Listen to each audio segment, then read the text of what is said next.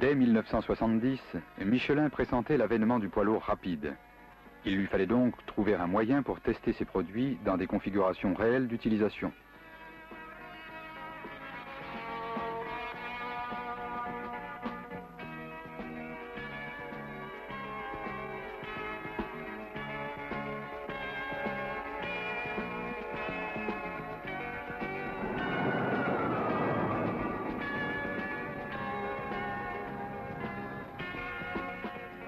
Après 2 années d'études et 1 année de réalisation, naquit ce véhicule.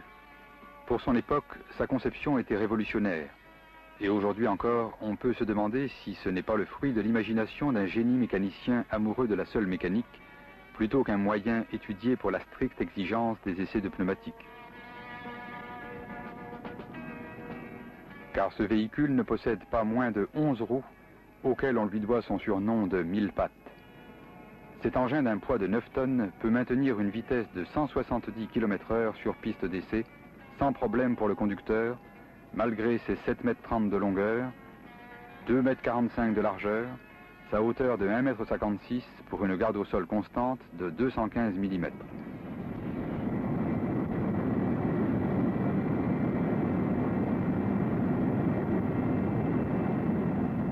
Durant plusieurs années, il fut le seul moyen d'essai pour tester dans des conditions réelles de roulage routier un pneumatique pour poids lourd à des vitesses élevées et soutenues.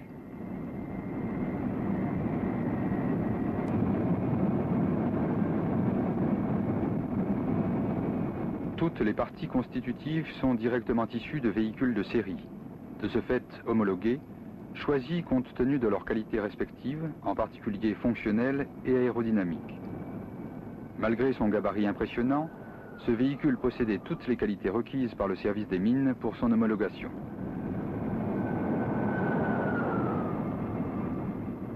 Avec l'instauration de limitations de vitesse sur le réseau routier puis autoroutier, son utilisation se limita aux pistes d'essai. Un vérin permet d'appliquer une charge de 2000 à 3250 kg à la roue centrale sur laquelle est monté le pneu à tester.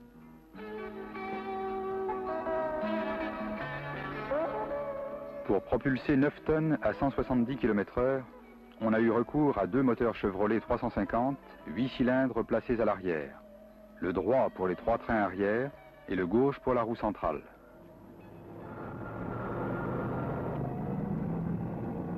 Les transmissions s'effectuent par boîte de vitesse automatique à convertisseur de couple et embrayage hydraulique. Une commande différentielle de l'accélérateur permet de synchroniser par une seule manœuvre la puissance demandée à chacun des moteurs. Toutes les précautions de sécurité sont prévues, à tel point que même l'éclatement du pneu d'essai, enfermé au cours des tests dans un solide carénage, n'entraînerait aucune conséquence grave.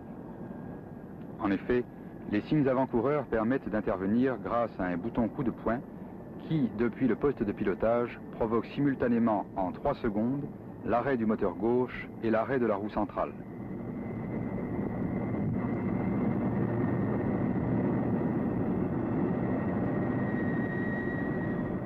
Cette réalisation hors du commun que Michelin avait osée ne fait que conforter sa longue tradition de progrès.